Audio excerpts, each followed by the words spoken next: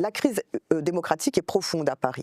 Donc, elle est centrale. Il se trouve que les conseils de quartier ont été saccagés volontairement par la majorité sortante du Parti socialiste. Notre conception de la démocratie, d'abord, et du communalisme, c'est d'être au plus proche. Nous, par une délibération, on donnera davantage de pouvoir au conseil de quartier. On peut faire des réquisitions d'urgence. Ils ne l'ont jamais fait. Réquisition d'urgence, il y a 6 000 personnes à la rue, c'est une urgence. Il y a 66 000 logements indignes et insalubres, il y a urgence. Donc moi je décrète, et c'est ce qu'on compte faire dès qu'on arrive, dès la première semaine, on décrète l'état d'urgence dans le logement à Paris. Tous ceux qui sont en position éligible sur la liste de Grégoire, ce sont les sortants. Et Anne Hidalgo, c'est pas la personnalité au Parti socialiste qui s'est démarquée par son engagement à gauche. Les sociodémocrates et la droite considèrent qu'il faut payer la nourriture, parce qu'il faut responsabiliser les pauvres. Vous comprenez, le pauvre est un profiteur, le pauvre est un assisté. Celui qui n'arrive pas à nourrir correctement sa famille, c'est de sa faute. Nous, on ne pense pas comme ça. On ne pense pas comme ça, on pense que les enfants sont une priorité nationale, parce que les enfants sont l'avenir et parce qu'ils sont les plus fragiles que nous avons dans la société. Et moi, je dis aux Parisiens, au moment où on s'apprête à se débarrasser d'Emmanuel Macron, parce que quoi qu'il arrive, le macronisme est fini. 2027, Macron, c'est terminé. On ne va pas remettre 100 balles dans la machine du macronisme à Paris avec Rachida Dati et consorts. Mais de la même façon, est-ce que voter Emmanuel Grégoire aujourd'hui, ce n'est pas prendre le risque que le 15 mars au soir, il tende la main à Bournazel et constitue un bloc central macroniste ou socialo-macroniste à Paris? Comme ils le font à l'Assemblée. Exactement. Je vais citer l'exemple du positionnement par rapport à Gaza et à la Palestine. Il est structurant pour la gauche et la droite, il est structurant pour les humanistes, il est structurant pour les gens qui se reconnaissent dans le droit international. Ce n'est pas une position anecdotique de savoir comment vous avez réagi ou comment vous désignez Gaza et ce qui se passe à Gaza. Quand nous, on reconnaît le génocide, on s'inscrit dans une vision qui est celle du droit international, qui est celle de l'humanisme. Ceux qui le refusent s'inscrivent dans une autre vision. Emmanuel Grégoire comme Anne Hidalgo n'ont jamais dénoncé le génocide à Gaza. Bonjour et bienvenue sur le plateau de l'Insoumission. Aujourd'hui, j'ai le plaisir d'accueillir Sophia Chikirou sur le plateau de l'Insoumission. Bonjour à tous et à toutes. Merci Sophia d'être venue pour cet entretien. Sophia, tu es députée insoumise, tu es tête de liste insoumise à Paris pour les élections municipales du 15 et 22 mars. Et depuis des mois, tu mènes une campagne acharnée pour gagner la ville de Paris. Et tu le fais, cette campagne, sur la base de propositions compilées dans un programme lisible, accessible sur le site, dévoilé récemment et décliné depuis des mois déjà par des propositions. Et en face, il n'y a toujours rien, notamment du côté du Parti socialiste et d'Emmanuel Grégoire, qui n'a toujours pas présenté son programme. Comment tu l'analyses ? Écoute, nous, on accorde énormément d'importance au programme parce qu'on est convaincu que c'est le programme qui fait l'union. Les gens se retrouvent autour du programme pour porter des propositions, des mesures et une vision. Donc on y accorde énormément d'importance. C'était un travail de plus d'1 an nous concernant, qui a fait l'objet de consultations. Les groupes d'action de la France Insoumise ont contribué. On a eu 150 auditions, plus de 150 auditions, on a eu une centaine de contributions écrites, on a vraiment fait un gros travail de compilation d'idées, et puis on a utilisé, il faut bien le dire, la boîte à outils programmatique qui a été préparée par la France Insoumise au niveau national. Et on a fait tout ce travail-là. Et puis ensuite, c'est vrai que le candidat et les candidats apportent leur touche à un programme, c'est toujours comme ça. Donc nous, on a consacré beaucoup de temps au programme. Moi, j'y ai consacré énormément de temps, ces dernières semaines notamment, pour pouvoir avoir un livre-programme. Oui, on peut le montrer. J'en en ai très fière, puisqu'on a décidé pour le nouveau Paris populaire d'avoir un livre-programme comme on avait eu en 2016-2017, l'avenir en commun pour l'élection présidentielle. Et on s'est dit, une fois qu'on a posé ce programme et cette vision, c'est pas que pour cette élection déjà, et surtout, on ne voulait pas forcément être les premiers à sortir avec un programme, mais nous, on n'a pas besoin de pomper les idées des autres. On n'a pas besoin de chercher dans les programmes des autres de l'inspiration, puisqu'on fait un travail de terrain pour s'inspirer. Et donc, on s'est dit que pour lancer la campagne, et le moment fatidique était le 30 janvier, lors du meeting qu'on a organisé la semaine dernière, on ne pouvait pas ne pas arriver à ce grand moment sans un programme. Donc on s'est donné à fond pour arriver à ce résultat-là. tu m'interroges sur Grégoire, et donc la liste du PS à Paris, donc ce sont les sortants. Moi, j'ai compris une chose en étant en débat la semaine dernière avec lui, face à lui. On était en débat dans le 13e arrondissement, c'était des associations de quartiers populaires qui organisaient ce débat-là. J'ai compris une chose, c'est qu'il ne peut pas avoir de programme nouveau, novateur dans cette campagne, puisque tout ce qu'il a annoncé comme mesure, c'est ce qui a déjà été voté par la majorité sortante et par Anne Hidalgo. Je te donne un exemple, il annonce dans le débat, nous allons faire 7 centres de santé. Il ne dit pas municipaux, il dit 7 centres de santé. Je l'interroge, je lui dis public ou privé? On les connaît, les centres de santé que fait la majorité d'Anne Hidalgo. La ville met des moyens fonciers à disposition de cabinets libéraux. Donc c'est des médecins privés, libéraux, qui viennent s'installer dans des cabinets mis à disposition par la ville, donc avec les moyens publics et avec les moyens de la sécurité sociale, pour faire de la médecine privée. Donc c'est pas notre conception des centres de santé municipaux. Nous on dit on veut des centres de santé municipaux gérés avec l'AP-HP, l'assistance publique de Paris, et avec des médecins salariés. Les seuls qu'on va salarier nous-mêmes, ce seront les psychologues que la ville pourra embaucher en direct pour les mettre à disposition dans des centres de santé municipaux. Donc j'ai compris qu'il n'a pas de nouveauté à proposer. Donc tout ce qu'il a à proposer, c'est ce qui a déjà été voté par la précédente équipe municipale à laquelle il appartient de toute façon. Yann Brossat y appartient, David Billard y appartient. Donc ils arrivent non pas avec un nouveau programme, mais avec la continuité absolue de ce qu'a fait Anne Hidalgo jusqu'à présent. Et récemment, il s'affichait dans un kebab, Emmanuel Grégoire, en critiquant la hausse des prix à Paris. Et tu l'as dit à l'instant, il propose ni plus ni moins que des choses qui ont déjà été présenté, voté, il est comptable d'un bilan. Et donc comment tu as réagi toi quand tu as vu cette vidéo où on voit un candidat qui critique son propre bilan finalement, parce que la hausse des prix à Paris, c'est le bilan de la municipalité auquel il appartient. Il est dans cette difficulté qui est il cherche à la fois à assumer le bilan et l'équipe municipale, puisqu'ils reconduisent tout le monde. Hein. Tous ceux qui sont en position éligible sur la liste de Grégoire, ce sont les sortants. Donc il s'agit pour eux de reconduire la même équipe, donc d'assumer le bilan de cette équipe, tout en prétendant qu'ils ne sont pour rien dans la situation à Paris. Donc comment peux-tu prétendre que tu n'es pas responsable de la situation, alors que tu as dirigé au plus haut niveau, premier adjoint d'Anne Hidalgo, et dire que tu vas faire différemment dans les 6 prochaines années si tu n'as pas la main. C'est un aveu de faiblesse et d'inaction en réalité qu'il fait systématiquement. Moi je trouve que dans la communication de tous les candidats, que ce soit celle de Rachida Dati, de Bournazel, Knafo là, qui vient de débarquer dans la campagne, ou Grégoire, il y a un problème fondamental qui est la communication cache l'absence de projet, cache l'absence de propositions radicales, cache l'absence de réponse aux besoins des Parisiens. Donc ils habillent par de belles images, par des mises en scène comme celle de manger devant une caméra un kebab, que je trouve, moi, voilà, c'est des attitudes, on peut les avoir spontanément. Il y a des gens pour qui c'est la culture spontanée, parce que ça fait partie de la culture des réseaux sociaux, de partager un sandwich, de partager un repas devant une caméra. On est entré dans ce monde-là où l'intime est maintenant exposé sur les réseaux sociaux. Bon, c'est un autre débat, tu me diras, mais quand un homme ou une femme politique décide de se saisir des codes des réseaux sociaux pour faire sa publicité, à un moment donné, tu te dis, mais en quoi ça lui correspond? Dans la même journée, il publie sa vidéo en train de manger un kebab et il se trouve le soir même pris en photo ou filmé dans un endroit hyper huppé de Paris où le café est à plus de 7 €, tu vois. Je trouve qu'il manipule les gens, ou cherche en tout cas à les manipuler, en pensant que la communication, c'est être cool. La politique, c'est être cool. La politique, c'est donner une image sympatoche. Même si l'expression fait très boomer, mais c'est pas grave. Mais comme si la politique, c'était ça. On fait un pari, c'est pas un pari d'ailleurs, on est culturellement différents. On est culturellement, foncièrement différents. Moi, je suis une femme de 46 ans. Je ne suis pas née avec les réseaux sociaux. Je n'appartiens pas à cette génération qui a les réseaux sociaux dès son plus jeune âge. J'ai découvert l'informatique au collège et j'ai découvert mon premier ordinateur, je l'ai eu à 20 ans, tu vois. Je viens d'un monde où on avait le téléphone était un téléphone fixe. Et dans ma famille, la première fois qu'on a le téléphone fixe, Nice, je m'en souviens très bien, j'avais 8 ans, tu vois, c'était un événement majeur. Donc je ne vais pas jouer quelque chose que je ne suis pas. Je peux pas.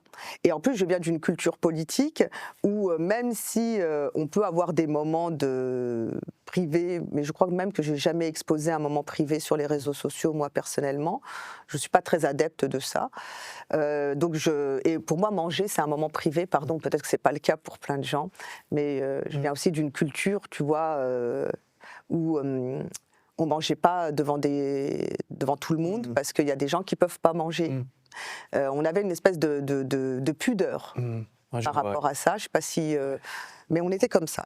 Et on mange pas dans la rue ou des choses de ce type-là. Je sais que c'est plus le cas aujourd'hui, hein, et je ne porte pas de jugement sur ce qu'est devenue la situation actuelle, mais je sais que c'est pas moi. Donc je ne le ferai jamais. Et ce que tu me dis, ça me fait penser à une intervention de Jean-Luc Mélenchon à Roubaix, qui disait que finalement, dans cette élection municipale, les Insoumis sont les seuls à apporter des mesures concrètes et des propositions, contrairement aux autres, ceux que tu viens de citer, qui misent sur la communication et finalement prennent les gens pour des crétins en essayant de jouer sur une apparence, de jouer sur une communication sans fond politique, sans mesures concrètes, et que finalement, cette élection municipale, eh bien, c'est la première depuis un certain temps où on voit réapparaître, grâce aux Insoumis, des propositions concrètes. Mais c'est assez incroyable, parce que si on veut bien y regarder, 2020, les élections municipales, il n'y a pas de campagne. Elles se déroulent comme une simple formalité administrative. Pas démocratique, administrative. Elles sont désorganisées par la pandémie et elles sont aussi beaucoup désorganisées par l'incapacité de l'État et des collectivités à faire les choses correctement. Et personne à ce moment-là, je pense, n'a envie, de ceux qui détiennent le pouvoir à tous les niveaux, n'a envie d'avoir une campagne électorale et un débat public. Donc ils ont fait les élections de 2020 sans programme, sans idée, sans projet, et c'était une formalité qui a permis de reconduire les sortants. Je crois que les taux étaient d'à peu près 80% de reconduction des sortants. Et donc en réalité, la dernière fois qu'on a eu, entre guillemets, une élection démocratique pour les municipales, c'était en 2014.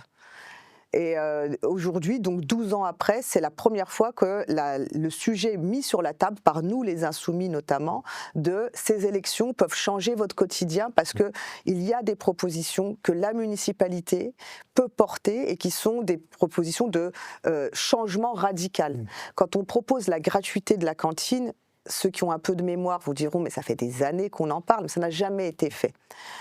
Pour une raison très simple, les sociodémocrates et la droite considèrent qu'il faut payer la nourriture, parce qu'il faut responsabiliser les pauvres. Vous comprenez, le pauvre est un profiteur, le pauvre est un assisté. Celui qui n'arrive pas à nourrir correctement sa famille, c'est de sa faute. C'est ça qu'ils pensent. Bien sûr. Nous, on ne pense pas comme ça. On ne pense pas comme ça, on pense que les enfants sont une priorité nationale, parce que les enfants sont l'avenir et parce qu'ils sont les plus fragiles que nous avons dans la société. Un enfant est ultra dépendant des adultes. Un enfant ne peut pas se nourrir tout seul. Un enfant ne peut pas s'éduquer tout seul. Il ne peut pas s'en sortir tout seul. L'enfant, les personnes handicapées sont aussi les plus vulnérables, et les personnes âgées. Et nous, on considère que tous nos vulnérables, qui font partie de notre communauté nationale, nous devons en prendre soin, et entièrement soin, quelle que soit leur naissance, quel que soit leur entourage, parce qu'ils n'en sont pas responsables. C'est une vision radicalement différente. Et quand les sociodémocrates disent « on fait payer à Paris, c'est le cas, on fait payer 13 centimes le repas pour responsabiliser les familles », ils ont créé une machine infernale. D'abord, administrativement, ça coûte très cher de gérer. Ça coûte plus cher que de faire la gratuité. C'est vrai. C'est plus cher de facturer 13 centimes d'euros un repas, c'est plus cher que de faire la gratuité totale. Autant faire la gratuité. Bien sûr. Parce que la gratuité pour les enfants, c'est quelque chose qui consiste à dire, quelle que soit ta situation, la situation de ta famille, la collectivité, l'école t'éduque jusqu'à t'éduquer à table avec un repas qui doit être bio, parce qu'il faut prendre soin de la santé des gens. Aujourd'hui, on empoisonne les gens avec la nourriture. Je dis des choses qui peut-être paraissent évidentes pour beaucoup d'insoumis, parce que ça fait partie de notre programme et des choses qu'on défend depuis des années, mais c'est un véritable combat dans le débat public. Parce que les gens sont formatés par la pensée néolibérale et la pensée sociale libérale. Ils sont formatés à penser que les plus pauvres du pays ou les plus vulnérables du pays sont responsables de leur malheur. les chômeurs sont responsables du chômage, les pauvres de leur pauvreté, etc. C'est une façon de la dire vision libérale. les politiques publiques n'ont pas à corriger les inégalités qui naissent du capitalisme et de la captation des richesses par une poignée dans le pays. Et en plus des insoumis, il existe des forces politiques dans le pays qui rejoignent le programme de rupture, l'alternative. Je pense à notamment les écologistes.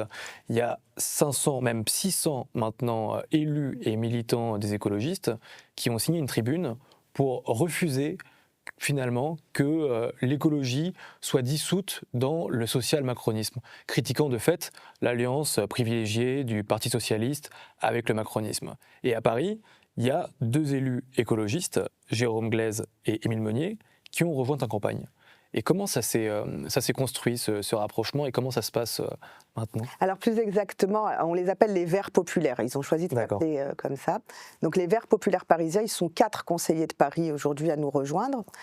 2 hommes, 2 femmes. Donc Jérôme Glaise et Émile Meunier ont été les organisateurs de cette décision, finalement pour certains d'entre eux, qui est une décision de rupture, pas forcément tous, mais certains d'entre eux ont décidé de rompre avec la stratégie d'Europe Écologie Les Verts et refusent les choix qui sont d'une certaine façon imposés par le National et Marine Tondelier de s'allier avec le Parti Socialiste partout pour sauver leur place, déjà d'une part. Et d'autre part, ils le font alors même qu'au niveau national, les écologistes dans leur majorité, comme les communistes dans leur majorité, enfin c'est pas le groupe communiste dans sa majorité, votent avec la France insoumise sur les censures par exemple. Donc ils ont ils ont une vision qui est plus proche de la nôtre politiquement, mais pour sauver des places, ils font contre nous. Mais quand je dis contre nous, c'est parce que si à la limite ils s'étaient alliés à Paris à Emmanuel Grégoire en disant on se retrouve au 2e tour. Mais c'est pas du tout ce qui se passe. Oui. C'est ce que Émile Meunier et Jérôme Glaise reprochent aux écologistes parisiens. Ils leur disent vous êtes alliés à quelqu'un qui dit que tout sauf LFI. Et en disant tout sauf LFI, que dit Emmanuel Grégoire fondamentalement? Sandrine Rousseau l'a interpellé à la télévision en disant mais qu'est-ce qu'il dit en réalité, s'il refuse au 2e tour qu'il puisse y avoir une fusion avec la France insoumise. Il ne peut pas gagner seul. Ce n'est pas une élection qu'on gagne seul. Donc ce qu'il dit clairement, c'est qu'il cherchera une autre alliance. Et il faut les mettre au pied du mur et leur poser la question. Emmanuel Grégoire peut avoir comme projet de réaliser au Conseil de Paris ce que François Hollande cherche à réaliser à l'Assemblée nationale, c'est-à-dire une alliance du bloc central macroniste. Et je crois par ailleurs que un document a été révélé aujourd'hui, comme quoi il y aurait un pacte entre Bournazel et le Parti socialiste à Paris. Je crois que c'est une déclaration... C'est une déclaration du président du groupe Horizon donc c'est pas n'importe qui déjà, parce que le groupe Horizon, c'est le groupe d'où vient Pierre-Yves Bournazel, qui révèle cela aujourd'hui, en démissionnant d'ailleurs du Conseil de Paris et de son poste de président du groupe Horizon. Moi, je les soupçonne très sérieusement. Et je les soupçonne d'autant plus qu'Emmanuel Grégoire n'a pas eu honte et n'a pas rougi d'aller me faire porter une accusation, enfin de m'accuser, pardon, et de me faire porter un pacte avec Rachida Dati. Rachida Dati que je combats à l'Assemblée nationale avec mon groupe, la France Insoumise. On a voté 11 censures, on a tout fait pour la faire tomber, parce qu'elle est dans un gouvernement illégitime, celui de Lecornu, et surtout parce que ce soit le budget de la sécurité sociale ou le budget national, c'est des coupes budgétaires partout, c'est de la casse des services publics partout, c'est 5 milliards de moins pour la sécurité sociale, c'est 35 milliards de moins pour le budget national, ça a des conséquences directes sur les hôpitaux. Encore ce matin, je réglais un problème dans le 20e arrondissement à ce sujet, ça a des conséquences directes sur les écoles, etc. Donc je la combats partout au niveau national, je suis la seule à avoir une opposition franche à ce gouvernement dans cette élection, et il ose venir parler d'un pacte que j'aurai avec elle à Paris. Et quand je lui demande, parce que tu sais que j'ai pas ma langue dans la poche, donc dès que je l'approche, dès que je l'ai à portée de patte, comme on dit, je lui dis sur la base de quoi tu vas raconter que j'ai un pacte avec Rachida Dati? Je lui ai posé la question. Et qu'est-ce qu'il répond? Il répond lâchement. Parce que je pense que fondamentalement, il sait qu'il lance une rumeur dans l'espérance de me nuire. C'est relayé bien sûr par les médias qui de toute façon cherchent à nuire. Nous n'avons pas de pacte avec Rachida Dati, nous la combattons au niveau gouvernemental et national et au niveau parisien. Parce que son projet, c'est exactement la continuité du macronisme. Et moi, je dis aux Parisiens, au moment où on s'apprête à se débarrasser d'Emmanuel Macron, parce que quoi qu'il arrive, le macronisme est fini. 2027, Macron, c'est terminé. On ne va pas remettre 100 balles dans la machine du macronisme à Paris avec Rachida Dati et consorts. Mais de la même façon, moi je pose la question, est-ce que voter Emmanuel Grégoire aujourd'hui, ce n'est pas prendre le risque que le 15 mars au soir, il tende la main à Bournazel et constitue un bloc central macroniste ou socialo-macroniste à Paris? Comme ils le font à l'Assemblée. Exactement. Et cette question-là, elle est fondamentale. Je crois que la réalité du pacte n'est pas chez Rachida et Sophia.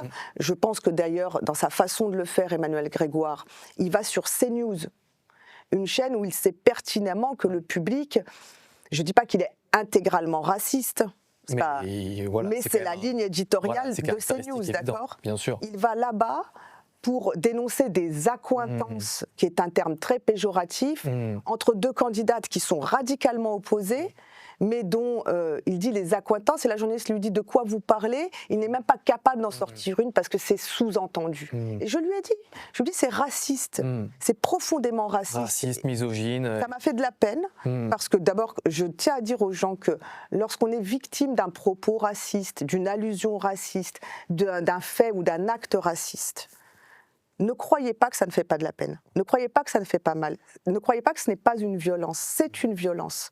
C'est pas parce qu'on les encaisse souvent en silence, parce que les gens n'ont pas d'autre choix que de les encaisser en silence, que ça ne fait pas de la peine et que ça ne fait pas de la douleur pour les gens.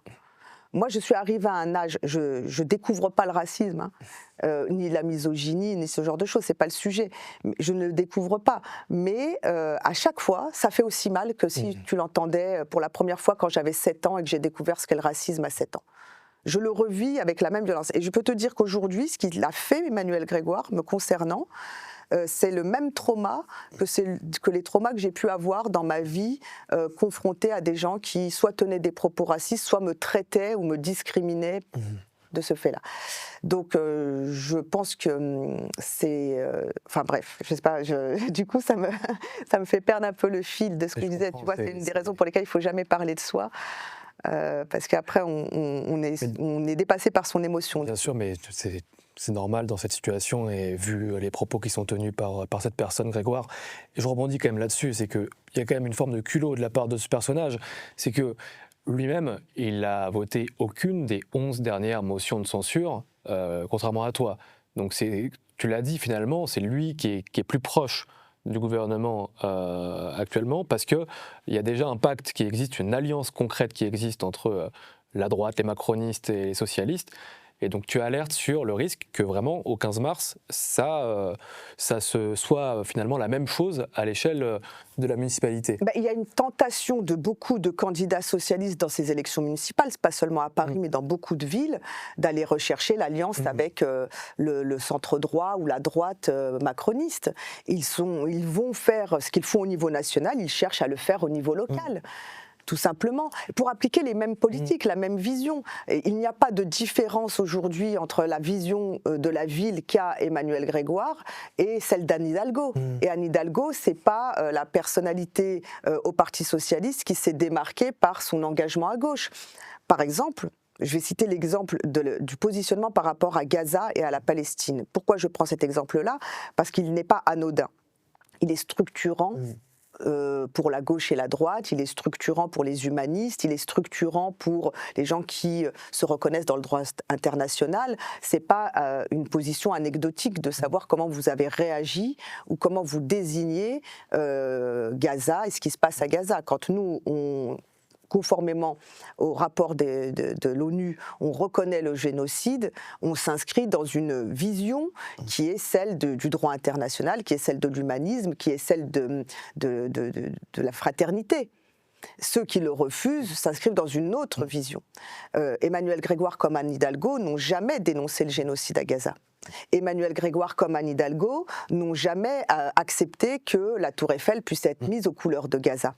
Emmanuel Grégoire comme Anne Hidalgo n'ont jamais accepté, par exemple, de reconnaître et de dénoncer, le gouvernement israélien.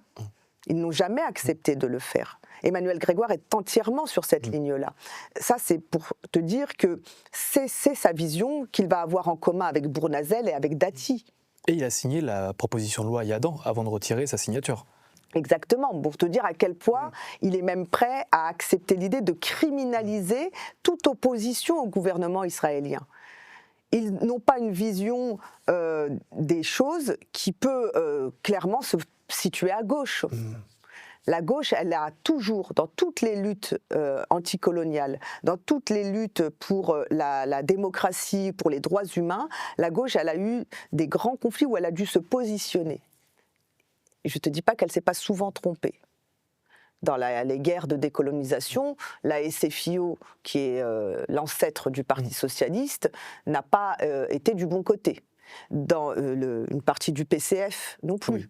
Parce qu'il ne faut pas non plus... Beaucoup de militants communistes étaient du côté de la décolonisation, étaient des militants de la décolonisation, et il faut leur rendre hommage, parce que quand on parle par exemple du 17 octobre 61, il y a eu des militants algériens du FLN qui ont été tués, mais beaucoup de militants communistes aussi ont été tués. Mais donc ce sont des faits historiques marquants sur lesquels la gauche se positionne. Je t'ai cité cet exemple-là. On peut évidemment parler du budget de la sécurité sociale. Emmanuel Grégoire vote le budget de la sécurité sociale du gouvernement Le Cornu, donc de Rachida Dati. Emmanuel Grégoire ne vote pas les censures et permet le maintien de Le Cornu au pouvoir, donc de Rachida Dati.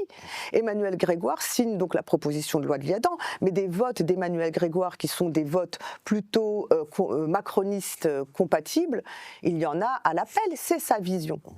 Ce qui est choquant, c'est de voir que pour sauver leur place, plusieurs élus écologistes de Paris ou d'autres petits partis parisiens se sont ralliés à lui, ont mis de côté tous les désaccords fondamentaux, parce que l'idée c'est de reconduire les sortants. Il ne faut pas que ça se passe comme ça. Donc on l'a dit en début d'entretien, il ne faut pas que ça se passe comme ça parce que nous avons une vision qui peut marquer une véritable rupture avec la ville libérale, la ville destructrice des liens sociaux, la ville destructrice des services publics et la ville on espère rompre avec toutes les inégalités dont est porteuse la ville, notamment la capitale de Paris, où la concentration de la richesse entre les mains d'une poignée est plus forte que n'importe où ailleurs. Paris, c'est une ville où, dans le 7e arrondissement, où notre candidat est Bruno Gassio, par exemple, face à Rachida Dati, dans le 7e arrondissement, le revenu médian, c'est 55 000 €. Ce qui est beaucoup. Oui. Et je pense que c'est un record. Le 7e arrondissement, c'est un arrondissement qui n'a que des riches. Et à côté de ça, le 19e arrondissement, qui n'est pas si loin du 7e, c'est un arrondissement où le revenu médian est de moins de 19 000 €. Est-ce qu'il existe des leviers pour déjà, avant la grande réforme fiscale proposée par l'AFI en 2027, est-ce qu'il existe des leviers municipaux pour rééquilibrer la balance, pour répartir les richesses dès 2026 ? Mais évidemment. Évidemment, parce que d'abord Paris est non seulement commune mais aussi département, donc le budget de l'action sociale de Paris est le plus important en tant que département et ville, et surtout Paris a tous les leviers qui sont ceux du logement. Comment on joue sur le logement ? Ils n'ont jamais rien fait pour empêcher l'augmentation des prix à Paris. Il ne faut pas raconter d'histoire. Ils ont, bien au contraire, ils ont vendu pour 600 millions d'euros de patrimoine parisien au privé. Ils ont bradé le patrimoine parisien. Ils n'ont jamais rien fait pour empêcher la hausse des prix. Ils se réveillent maintenant en nous disant qu'ils vont empêcher le Airbnb. Mais vous l'avez laissé prospérer depuis plus de 10 ans. Ils disent qu'ils vont faire respecter l'encadrement des loyers. Mais on est à plus de 35% des annonces qui ne respectent pas l'encadrement des loyers. Il n'y a jamais eu aucun contrôle des agences. Je vais te dire pourquoi. Les agences immobilières à Paris, il y a à peu près que ça. Toutes les rues ont au minimum une agence immobilière. Les agences immobilières aujourd'hui à Paris, c'est une économie très importante, centrale de la vie parisienne. Et ils ne veulent pas d'encadrement des loyers. Parce que les multipropriétaires ne veulent pas d'encadrement des loyers. Parce que les fonds d'investissement qui détiennent des biens ne veulent pas d'encadrement des loyers. Pourquoi ils n'en veulent pas ? Parce qu'ils spéculent en grande partie sur les biens immobiliers. Il fallait lutter contre ça. C'est des leviers actifs qu'on a sous la main, mais directement, premièrement. Ensuite, il aurait été possible de faire énormément de choses. Ils ne se sont jamais battus pour obtenir, et je n'ai jamais entendu parler d'une confrontation entre Anne Hidalgo et Emmanuel Grégoire et le préfet de police de Paris ou le préfet de région sur la réquisition des logements et des biens vacants. Alors qu'ils en parlent aujourd'hui comme si c'était quelque chose à faire. Est-ce que vous avez déjà entendu une seule fois Jamais. Ouais. Or, à Paris, le maire de Paris n'a pas les pouvoirs de police. Nous, on se bat, c'est inscrit dans notre programme, on dit on veut récupérer nos pouvoirs de police. On veut récupérer le pouvoir de réquisitionner. Donc moi, je dis comment on fait ? Il ne s'agit pas d'annoncer aux gens « je vais réquisitionner si je suis maire de Paris ». La loi m'en empêche normalement. Donc je dis « voilà ce que je fais ». Le seul cadre dans lequel je peux réquisitionner selon le dispositif légal actuel qu'il faut transformer, c'est l'urgence. Je dis « moi je suis en situation d'urgence à Paris ». On peut faire des réquisitions d'urgence. Ils ne l'ont jamais fait. Réquisition d'urgence, il y a 6 000 personnes à la rue, c'est une urgence. Il y a 66 000 logements indignes et insalubres, il y a urgence. Donc moi je décrète, et c'est ce qu'on compte faire dès qu'on arrive, dès la première semaine, on décrète l'état d'urgence dans le logement à Paris. C'est ce que tu as annoncé à ton meeting, oui. Ouais. Parce qu'il y a aussi la question des personnes en attente de logement. Je crois qu'ils sont 270 000 à Paris. 280 000 à Paris. C'est les demandes de logement. Donc c'est des gens qui espèrent avoir un logement à Paris, qui sont demandeurs de logement à Paris. Parfois il s'agit de pouvoir avoir plus petit, parfois plus grand. Parfois c'est parce qu'ils sont dans le privé dans des conditions indignes, donc ils espèrent avoir un logement dans le public, et, à des prix accessibles aussi. C'est énorme, la demande est considérable. Mais en même temps, étonnamment, la demande correspond exactement au nombre de logements vacants qu'il y a à Paris. C'est incroyable, non ? Ouais. C'est-à-dire que, très clairement, on ne manque pas de mètres carrés à Paris. C'est très important de l'avoir à l'esprit. On ne manque pas de mètres carrés à Paris. On a 1,3 million de mètres carrés de bureaux vacants à Paris et on a 270 000 logements vacants à Paris. Il n'y a pas besoin de construire davantage. On n'a pas besoin d'artificialiser la terre, qui n'est pas encore construite. On n'a pas besoin de monter des tours. Tout ce dont on a besoin, c'est de pouvoir agir concrètement contre la spéculation à Paris, récupérer les mètres carrés vacants pour y installer des logements. Donc nous, on propose de faire de la réquisition, de l'achat aussi, de la transformation et de créer des logements sociaux. D'une part, pour avoir des logements publics, il en faut plus, il faut beaucoup de logements publics à Paris, parce que si on veut avoir des classes populaires, des jeunes, des personnes en situation de vulnérabilité qui restent vivre à Paris, il faut beaucoup de logements publics. Et puis, il faut aussi agir sur le marché du privé, le marché de logement privé. Oui. Et là, il faut dire les choses. Il y a les multipropriétaires, donc plus de 5 biens, qui font de la spéculation. Moi, j'ai proposé une loi à l'Assemblée nationale et je l'appliquerai, je ferai tout pour l'appliquer à Paris avant même qu'elle soit adoptée. C'est une loi qui dit interdiction des investissements étrangers dans le secteur immobilier, parce que c'est eux qui font la spéculation. Je vais vous citer un exemple.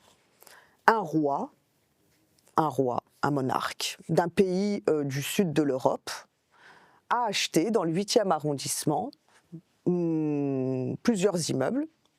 Il a fait des travaux de rénovation, au total plus de 80 millions d'euros. C'est énorme, hein, un roi, le monarque là-dessous, du sud de l'Europe. Hein. Je ne sais pas, vous regardez le sud de l'Europe, vous allez voir combien il y a de monarques dans le sud de l'Europe. Je pense que vous devinerez facilement. On a quelques indices. Et donc il achète ça, et là, il a tué le commerce de la rue. Parce qu'il n'a pas mis en location, parce qu'il a fermé tout ce qui était en rez-de-chaussée, il n'y a plus de locaux commerciaux, t'enfermes 1 ou 2 de local commercial, c'est un effet domino. Parce que les commerces forment un écosystème dans une rue ou dans un quartier. Si tu enfermes 1 ou 2, tu embarques tout le monde derrière dans les 6 mois ou 8 mois à peu près. Et puis surtout s'il n'y a plus d'habitants. Et c'est passé quand ça ? C'était en quel... Là, c'est tout récent. D'accord. Ouais. Et donc ce genre de réalité des investissements étrangers via des fonds d'investissement basés au Luxembourg ou dans des paradis fiscaux ou à Andorre qui viennent à Paris, qui s'accaparent des biens de la pierre pour ensuite les retirer du marché et juste spéculer en réalité, parce qu'il s'agit de quoi pour eux ? Ils ont placé leur argent. Oui. C'est une manière de faire un placement financier. Alors cela, on peut dire, j'ai cité un exemple de quelqu'un qu'on pourrait supposément penser honnête, encore que son père lui a été accusé de corruption, Donc ça y est, vous savez de quel roi je parle, normalement. Mais il y a d'autres investisseurs dont l'argent n'est pas honnête. Paris est aussi devenu une place du blanchiment international, grâce à la pierre parisienne.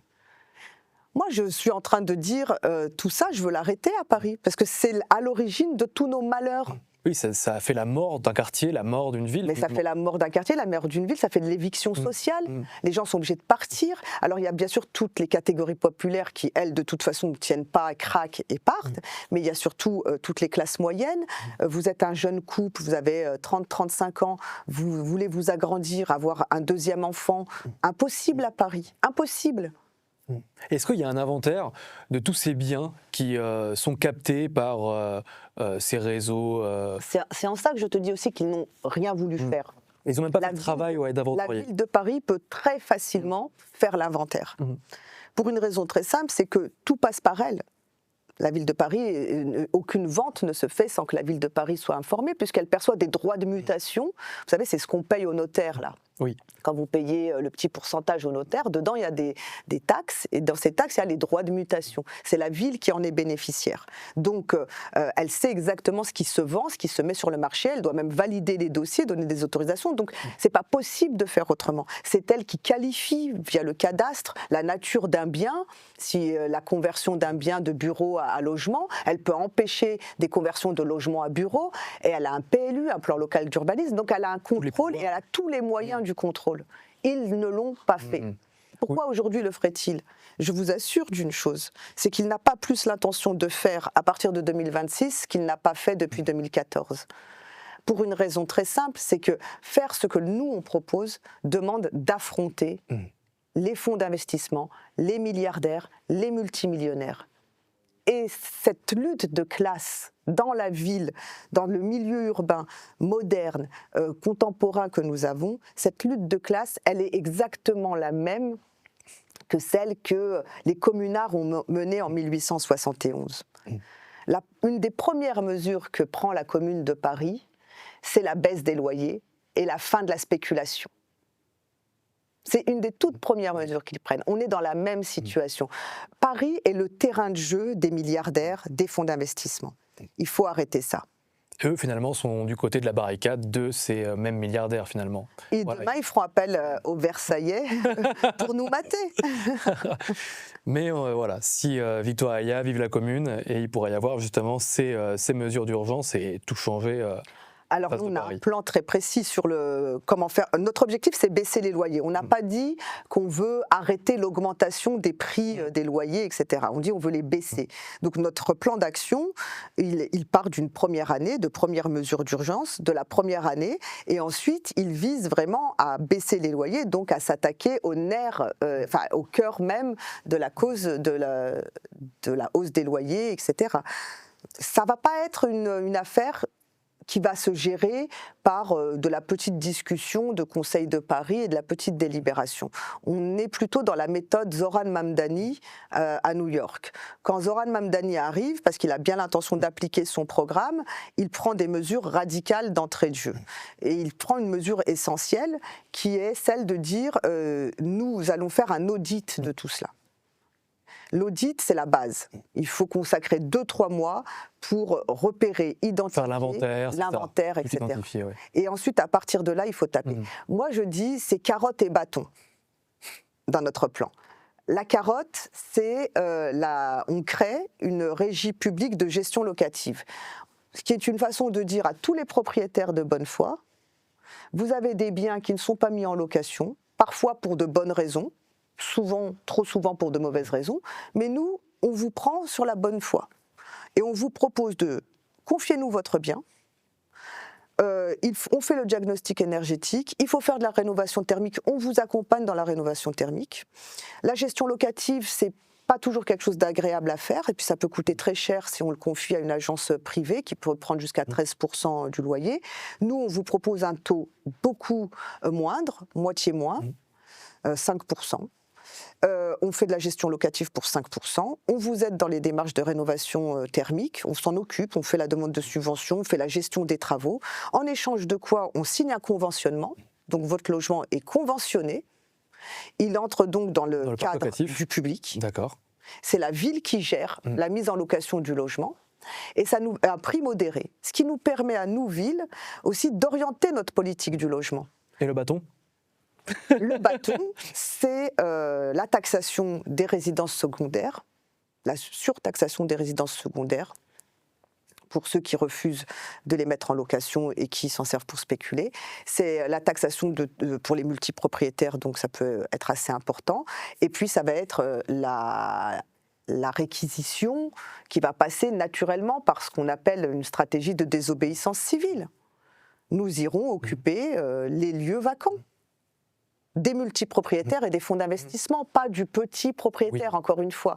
Le petit propriétaire n'est pas concerné par ces sujets-là. Et puis la régie que tu proposes, finalement, le protège. C'est-à-dire que c'est quand même un dispositif qui peut même faire gagner de l'argent au lieu de payer des frais d'agence injustifiés, insupportables. Mais on redonne à la question, à l'expression droit au logement, on lui redonne sa consistance. Le logement n'est pas un sujet de spéculation. On ne l'a pas inventé au XXIe siècle, encore une fois. On s'est toujours battu pour cela. C'est une bataille fondamentale de la gauche. On ne peut pas se dire, Emmanuel Grégoire, la gauche unie, et ne jamais avoir mené cette bataille qui est la bataille fondamentale. Quand la politique des socialistes à Paris consiste à dire le logement public, on priorise les classes moyennes sur le logement public. C'est-à-dire, au lieu de faire du logement pas cher du tout, à 4 ou 6 euros du mètre carré, on fait du 15, 17 euros du mètre carré, on exclut les catégories populaires. Le logement social, il est là, il a été pensé, créé, c'est une conquête de nos luttes pour les plus vulnérables de la société. Les classes moyennes et classes moyennes supérieures doivent pouvoir vivre correctement dans le logement privé. Et nous, ce qu'on dit est conventionné, qu'on va proposer. Ce que je dis aussi, pour vous donner une idée de l'objectif précis que l'on a, parce que tout a été calculé et mesuré, j'ai la chance d'avoir une équipe formidable qui forme l'équipe programme, parce que tout ça n'est pas fait toute seule, il y a une vingtaine de personnes qui travaillent très dur derrière. En 1998, le taux d'effort, c'est-à-dire ce qu'une personne consacrait de son revenu à son loyer, c'était 24% à peu près. On est maintenant entre 36 et 50%, voire plus à Paris. Ça a doublé ou triplé. Notre objectif, c'est qu'en 2032, lorsqu'on se représentera pour les municipales, on soit revenu au taux de 1998. Donc on a même des objectifs chiffrés, on a une ambition, on a une stratégie, on a une méthode et on a comment dire, j'ai envie de dire le courage, mais en fait c'est surtout la liberté qu'on a, parce que nous on est tenus par personne. C'est ça, il n'y a pas de compte à rendre à des puissances d'argent qui... On n'est lié ni par la corruption, aucun d'entre nous n'est corrompu. C'est pas un détail dans une grande ville comme Paris. Nous ne sommes corrompus par personne, nous ne sommes achetés par personne, nous ne sommes tenus par personne. Aucun milliardaire, aucun millionnaire ne nous tient. D'accord ? Et vous êtes la seule liste à Paris qui n'a pas peur du peuple, parce que tu proposes le référendum d'initiative citoyen. Et c'est lié finalement, parce que vous n'êtes lié en aucun cas à des phénomènes de corruption, de clientélisme, de dépendance, à des ingérences extérieures. Vous mettez finalement le pouvoir dans le peuple parisien en permettant le RIC. Et par ailleurs, je repense à une publication de Sarah Knafo qui disait qu'il y avait en aucune façon le RIC qui était proposé dans ton programme. Et tu l'as recadré sur les réseaux sociaux en lui rappelant les faits, à savoir que c'est bien prévu dans le programme. Est-ce que tu peux développer les mesures d'intervention populaire directe qui sont prévues D'abord, il faut partir aussi des besoins et des constats qu'on fait. Si, en discutant avec les Parisiens, on n'avait pas entendu dire qu'il y a un problème démocratique, peut-être qu'on n'aurait pas ouvert notre programme sur le sujet démocratique. Or, c'est l'inverse. Une des premières remontées, les premières remontées qu'on a dans tous les secteurs associatifs, citoyens, des acteurs de l'information et de la culture, c'est le problème démocratique. Donc c'est une urgence qui est réelle et fondamentale à Paris. On vient encore une fois d'une histoire politique parisienne qui s'est toujours battue pour la vitalité démocratique, pour le pluralisme des expressions. On est en train de reculer très gravement. L'exemple de la librairie Violeta & Co, c'est pas un petit incident.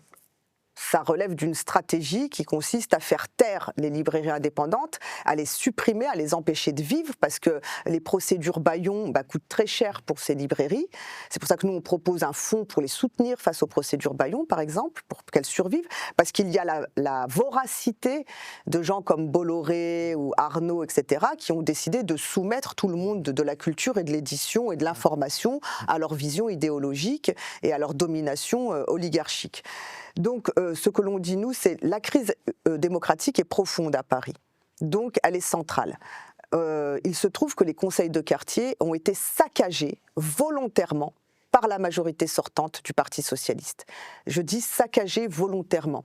Ils les ont délégitimés.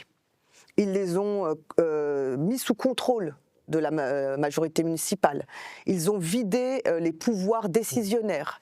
Et finalement, ils ont fait des conseils de quartier des coquilles vides dans énormément de quartiers. C'est-à-dire qu'ils ont placé des amis à eux au poste de responsabilité, comme c'est le cas d'ailleurs dans beaucoup de villes où des municipalités décident de placer leurs agents, si j'ose dire, à ces postes, ce qui fait fuir les habitants qui se rendent compte qu'effectivement, comme tu le dis, il n'y a aucun pouvoir. Tous les habitants nous expliquent les choses, ils nous disent on nous consulte, mais les décisions sont déjà prises.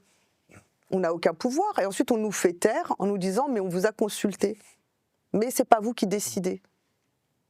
Et c'est pas comme ça que ça se passe. Notre conception de la démocratie d'abord et du communalisme, c'est d'être au plus proche. Paris, c'est pas des petites communes.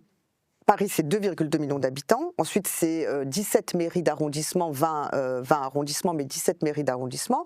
Je vous prends le 20e que je connais bien, c'est 200 000 habitants pratiquement, plus de 190 000 et 95 000 habitants. C'est énorme.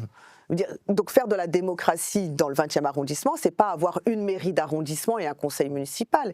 Il faut que dans tous les quartiers où on arrive à mettre 50 000 habitants maximum, il puisse y avoir un espace de débat par quartier. C'est le conseil de quartier, c'est inscrit dans la loi. Nous, par une délibération, on donnera davantage de pouvoir au conseil de quartier, une meilleure représentativité.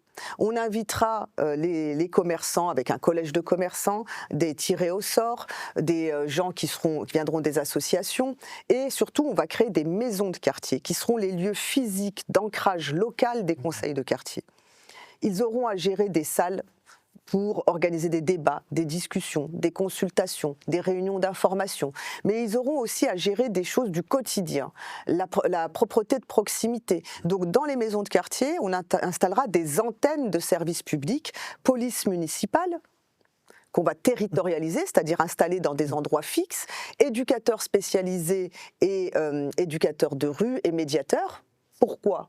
Parce que notre conception de la sûreté et de la tranquillité, c'est pas que la police. On fait de la sûreté et de la tranquillité avec des médiateurs et avec des éducateurs. Sinon, ça ne sert à rien. D'ailleurs, ils ont été supprimés dans le dernier budget. Je crois qu'il y a 1000 postes d'éducateurs en moins. On veut mettre ces gens-là dans la maison de quartier, on veut mettre des agents de propreté de proximité pour travailler, et on donnera le pouvoir au conseil de quartier de travailler avec des régies de quartier de propreté, pour pouvoir intervenir en direct, pour que ce soit une décision collective. Si vous donnez des pouvoirs au conseil de quartier, les gens vont s'investir dans les conseils de quartier. Parce que quand vous vous dites « Ah ben on organise la fête du quartier », ou on organise un événement sur une semaine, on fait un marché de Noël pendant une semaine dans notre quartier, on aide les commerçants, on soutient. Il faut faire confiance au peuple. Il faut vraiment lui faire confiance.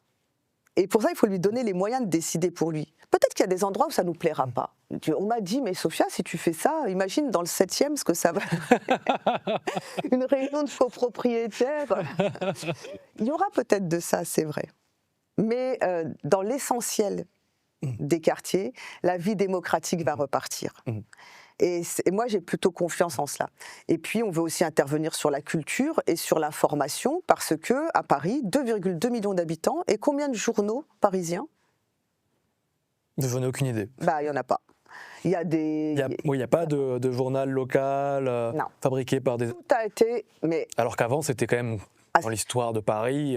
Mais Paris, les journaux naissaient avant, ils duraient 6 mois peut-être, mais pendant 6 mois, on avait eu le point de vue de tel et tel endroit. Il faut redonner de la vitalité, du pluralisme médiatique, parce que le Parisien, le journal Le Parisien, qui a des bons côtés, hein, je ne dis pas le contraire, moi, toutes les semaines, pour le coup, il nous demande notre avis sur. Alors moi, toujours aller au dernier moment, aux dernières minutes, les autres ont peut-être un peu plus de chance que moi là-dedans, mais bon, peu importe, c'est pas grave. Mais en tout cas, l'idée, c'est que les gens qui ont envie de se monter en coopérative ou en association de presse, il faut que ce soit des structures non lucratives, puissent le faire en bénéficiant du soutien de la municipalité. Donc on aura une maison de la presse et des radios associatives indépendantes pour pouvoir inviter les gens à créer. Et là, on est en train de voir comment, par exemple, on pourrait avoir une imprimerie municipale. On n'a pas d'imprimerie municipale. À l'Assemblée nationale, ils ont une imprimerie. Donc l'insoumission pourrait venir dans ce genre de structure. Si c'est une association, oui, à but non lucratif, elle peut bénéficier du soutien de la municipalité. C'est une ligne éditoriale, les gens assument, mais il n'y a pas de problème avec les lignes éditoriales. C'est pas ça le problème. Le problème, c'est qu'on ne va pas. Bien sûr, il y a une charte, une convention avec une charte avec les médias. Tout ce qui est antisémitisme, tout ce qui est racisme, tout ce qui est homophobie, tout ce qui est répandre la haine. Non. On ne va pas subventionner des haineux. Et puis il y a la charte déontologique de Munich qui encadre le principe de base et qui fera partie de la convention. C'est-à-dire rappeler aux journalistes qu'il existe un texte fondamental du journalisme que eux-mêmes ont élaboré, enfin leurs prédécesseurs, et qu'il serait bien qu'ils le respectent. Ouais. Ça nous ferait du bien. Voilà. Sophia, on arrive vers la fin de cet entretien, mais j'ai une dernière question qui concerne la maltraitance d'enfants. Récemment, il y a des cas de maltraitance d'enfants par des animateurs qui ont été révélés. Et il y a une émission Cash Investigation parue la semaine dernière qui indique que la municipalité ne fait que déplacer les animateurs concernés au lieu de les sanctionner et de s'en séparer. Quelles sont les propositions que tu portes pour mettre fin à cette situation insupportable de maltraitance? D'abord, je tiens à dire que nous n'avons pas attendu le documentaire de la 2, là. Nous avions, dès le lancement de notre campagne, décidé de porter la question de la refondation d'un service public de l'éducation communale comme priorité aux côtés de baisser les loyers dans notre programme. Parce que depuis 3-4 ans que je suis députée, la question de l'école publique et de la dégradation des conditions d'éducation dans nos écoles publiques est posée par tous les professionnels et les parents d'élèves. Les animateurs du périscolaire sont en grève depuis des années. Ça fait des années que les animateurs du périscolaire alertent sur la mise en danger des enfants. C'est eux les premiers à le faire. Et les syndicats d'animateurs du périscolaire sont montés au créneau. On fait des grèves longues, 15 jours de grève il y a à peine quelques semaines de cela. Ils font des grèves longues pour dénoncer les conditions de travail, les conditions de recrutement, l'absence de formation. J'ai beaucoup travaillé avec eux parce que j'avais fait une proposition de loi justement pour leur accorder la prime REP, REP+, qu'ils n'ont pas. Par exemple. Et les animateurs dénoncent la façon dont ils sont traités par la majorité socialiste depuis des années, en disant il n'y a aucun plan et aucune volonté de faire de l'éducation communale. Pourquoi ? Parce que les socialistes ont traité ce sujet comme une charge budgétaire, un ennui administratif. Et Emmanuel Grégoire était le premier adjoint d'Anne Hidalgo. Il était en charge des ressources humaines. C'est souvent le rôle qu'on donne au premier adjoint. Et donc, il est directement responsable de la façon dont les agents de la ville sont traités et dont les animateurs sont recrutés. J'ai appris, en discutant avec les animateurs du périscolaire, qu'ils disposaient d'une application de mise en relation d'une école avec des animateurs. Sur cette application, il y a des milliers de postulants à l'animation. Le recrutement qui est fait... Vous l'avez vu à la télévision, mais eux me l'avaient décrit, ils me disent on nous envoie des gens qui ne sont pas du métier, qui n'ont jamais exercé et qui ne savent pas faire. À charge à eux ensuite de se débrouiller avec ça. Les taux d'encadrement ne sont quasiment, mais quand je dis quasiment, je pourrais dire dans les quartiers populaires, dans les quartiers de l'Est parisien, y compris là où c'est pas populaire mais classe moyenne, jamais respectés. Les taux d'encadrement vont être respectés dans quelques poches d'arrondissement où il y a des très riches. et des très puissants. C'est-à-dire que s'il y a des parents d'élèves qui sont journalistes, on va respecter le taux d'encadrement parce qu'il y a des journalistes, voilà, ou des avocats. Mais là où il n'y a pas d'avocats ou de journalistes, qui sont les deux professions qui effraient toujours les élus en général, et bien là, ils ne respectent pas les taux d'encadrement. Moi, tout ça, des anecdotes comme ça, mais je pourrais en faire 3 livres, quoi. Donc, moi, je le savais. J'avais les directeurs d'école qui se mettent en grève. J'ai les enseignants qui disent il n'y a pas de remplaçants.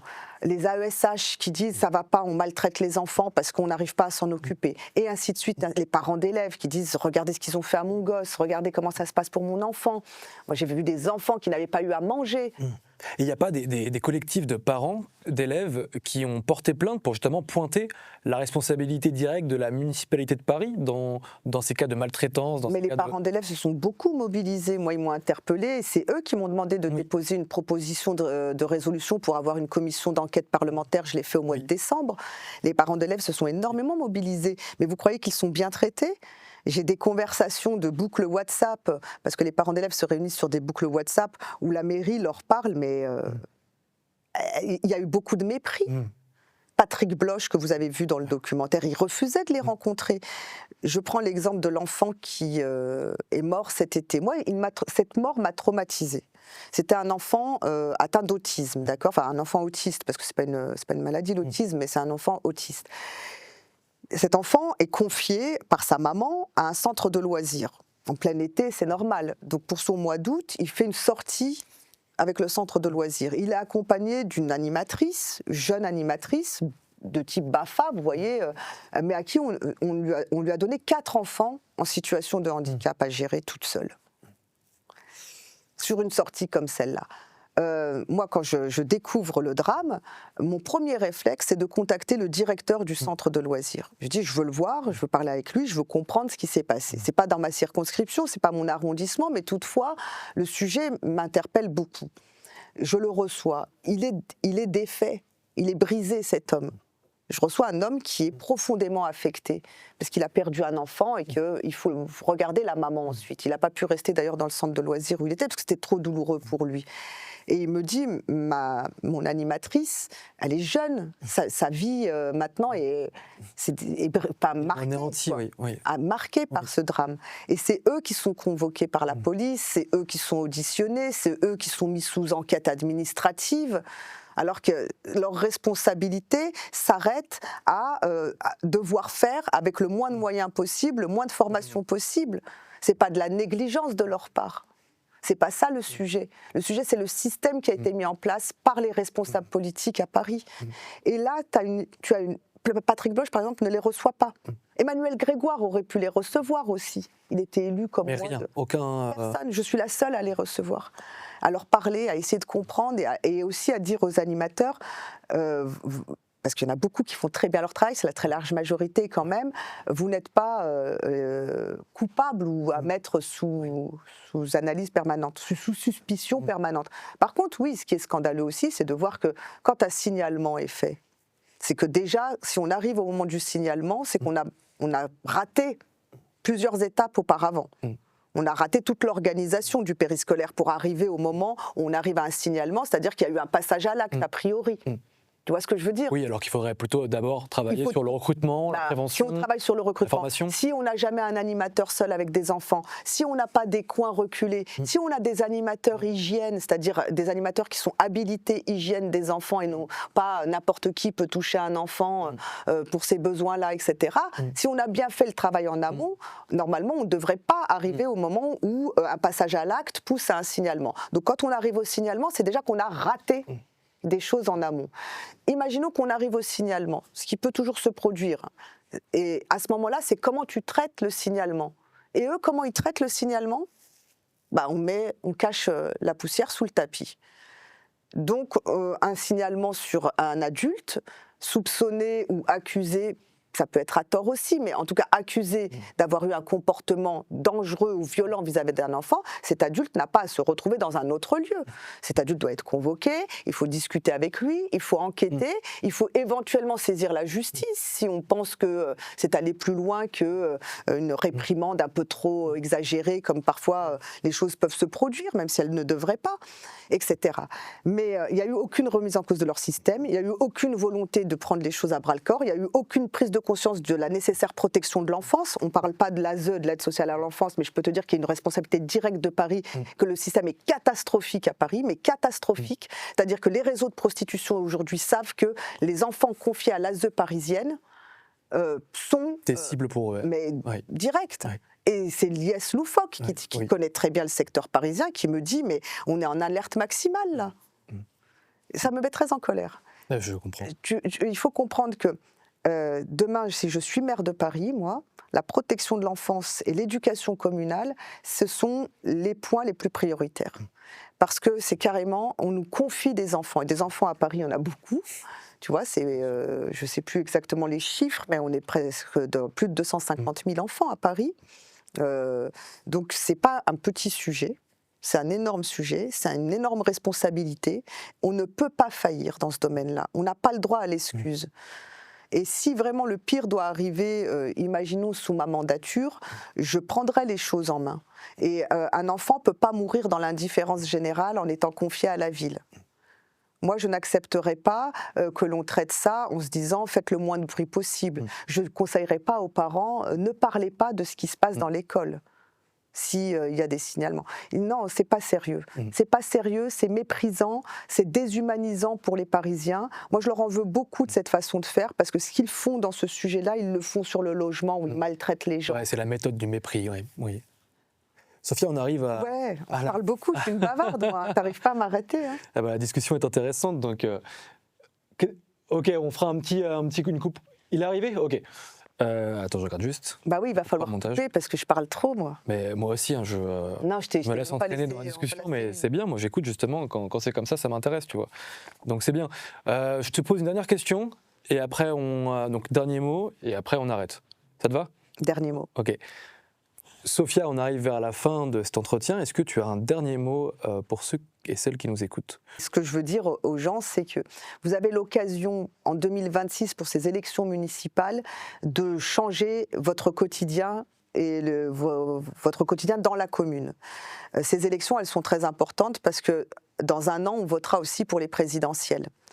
Et nous, les Insoumis, on a besoin d'avoir des communes entières qui appliquent un programme communal qu'on propose, qui est celui de la rupture avec la ville ou la commune libérale, pour pouvoir ensuite derrière l'utiliser comme point d'appui à une politique nationale. Les deux sont liés, et donc ne les dissociez pas. Si vous pensez que le programme L'Avenir en commun pour tout le pays est bon, eh bien, sachez que le nouveau Paris populaire est le bon programme pour Paris. Sophia, merci beaucoup pour cet entretien et merci à tous de nous avoir écoutés. Vous pouvez vous abonner au réseau de l'Insoumission sur le site, notre TikTok, Instagram, YouTube et Twitter. Merci à tous.